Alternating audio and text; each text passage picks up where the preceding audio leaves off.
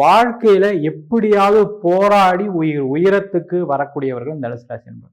But இருந்தாலும் இன்னும் நிறைய சம்பாதிக்க முடியல அப்படின்னு வருத்தப்படக்கூடியவர்களுக்கு நிறைய வாய்ப்புகளை கொடுக்கக்கூடிய பயிற்சி பலனா கண்டிப்பா இந்த சனி பயிற்சி இருக்க போகுது.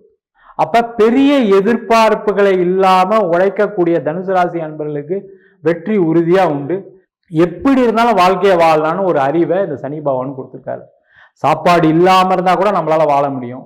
நல்ல பணம் இருந்தா கூட அதை சேஃப்டியா எப்படி பண்ணணும் அப்படின்ற ஒரு நிலையை தனுசு ராசி அன்பர்கள் நன்றாகவே அறிவீர்கள்.